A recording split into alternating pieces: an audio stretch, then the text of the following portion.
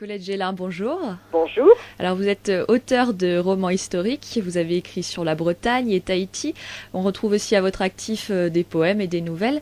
Alors on va commencer par vous poser une question. Qu'est-ce qui vous a donné envie d'écrire ?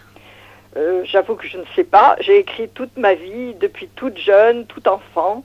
Donc je pense que c'est quelque chose qu'on a en soi, comme d'autres ont d'autres talents. C'est inné en fait. C'est pas très explicable. C'est quelque chose qui est venu tout de suite. Oui, j'écrivais toute jeune. Je sais que en classe, les rédactions c'était plutôt des petites, pas des romans, mais enfin des petites nouvelles.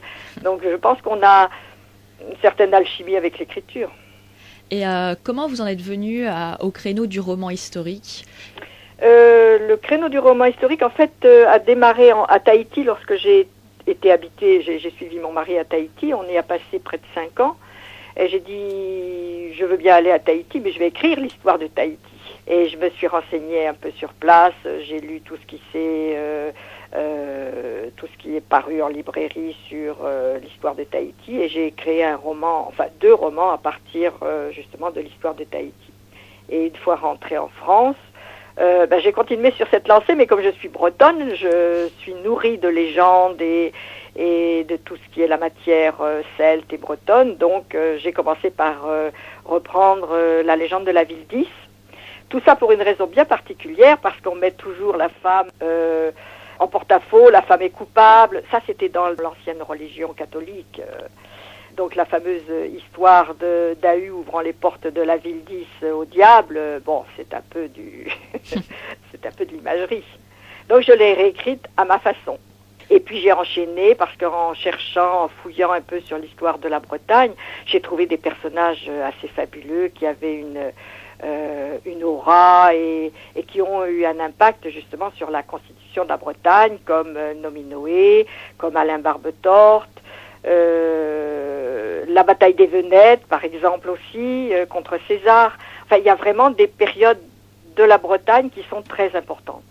Il y a une histoire très vaste et très riche en Bretagne. Oui. On va justement s'intéresser à vos romans qui parlent de la Bretagne.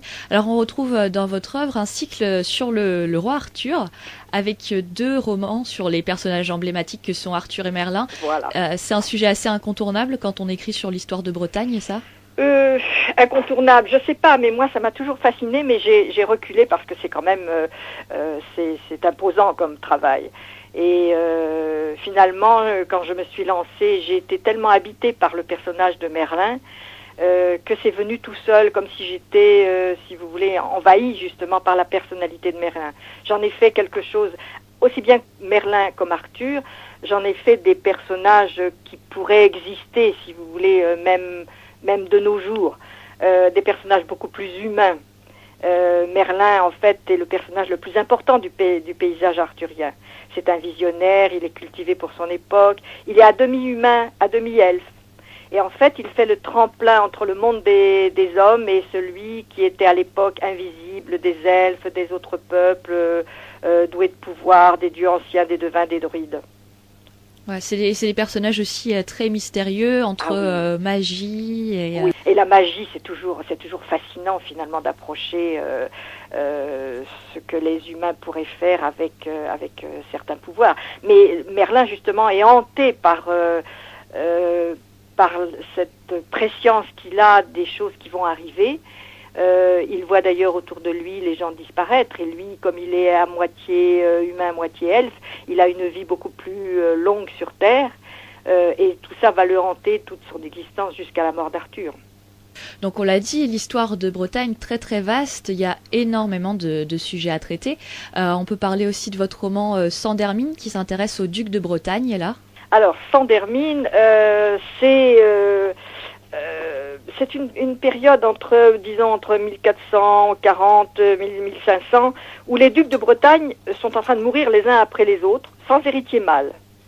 Et il y a autour des ducs de Bretagne un personnage ambitieux qui est le frère du duc François Ier, qui lui est élevé entre la Bretagne et entre l'Angleterre.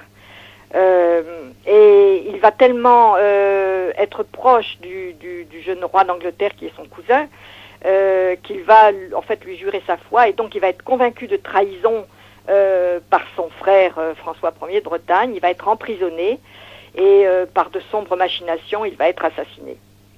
Et si vous voulez, il avait épousé une toute jeune femme, parce que c'était la grande héritière de Bretagne, qui était Françoise de Dinan.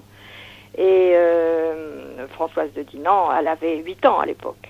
À l'époque, on mariait les gens pour des raisons d'intérêt. Voilà, et les jeunes filles étaient mariées très très jeunes. Voilà. Et Françoise de Dinan, après, va épouser le comte de Laval et va devenir la préceptrice, si vous voulez, de Anne de Bretagne. Donc, votre dernier roman en date, qui est sorti en novembre 2011, c'est ça, c'est Les Amants du Menhir. Voilà. Alors ça, c'est une histoire d'amour un peu fantastique, on va dire. Oui. Alors là, j'ai totalement changé de genre. J'ai un peu quitté le roman historique pour m'intéresser à la période néolithique des constructeurs de menhirs. Ça m'a toujours fascinée. Et par le biais justement d'un menhir, deux personnes de notre époque vont traverser le temps et passer justement dans cette époque où le menhir a été témoin d'événements violents. Ils ont tous les deux la possibilité de visionner le temps passé. Et en fait, ils sont le reflet, si vous voulez, d'un couple qui a vécu dans ce temps-là et qui est mort de mort violente. Oui, on commence le roman par la rencontre de ces deux personnages, justement, voilà. Qui ont tous les deux perdu un être cher à ce moment-là, oui. Et qui vont vivre une histoire particulière. Ils ont l'impression de se connaître depuis toujours, oui. C'est ça, et ils vont vivre une histoire d'amour. Mais souvent, vous savez, on a des présciences comme ça. On a l'impression d'avoir déjà vécu quelque chose, ou d'avoir rencontré quelqu'un, ou de connaître ça, on ne sait pas de quelle façon. Je pense qu'on exploite très très peu nos possibilités d'humains. Et vous n'écrivez pas que des romans non plus, on retrouve aussi à votre actif des poèmes, oui. Donc disponibles dans différents recueils. Oui. Et qu'est-ce qui vous a amené à la poésie alors ? Je vais vous répondre. Comme j'ai dit tout à l'heure, je ne sais pas. C'est pareil. Je pense qu'on a ça en soi. Mais là, il y a des périodes poétiques. Peut-être parce qu'on vit certaines choses dans notre propre vie et qu'on cherche à l'exprimer d'une façon un peu plus, justement, poétique. Souvent, les gens, quand ils lisent mes poèmes, ils disent « J'aurais aimé dire ça, je ne sais pas le dire. » Et tu le dis de la façon qui me parle. En fait, il faut être très imagé, c'est un balancement des mots, des images qui reflètent ce que vous vivez ou ce que vous pensez ou si vous souffrez ou si vous êtes heureux. Mais il ne faut pas être trop nébuleux en poésie.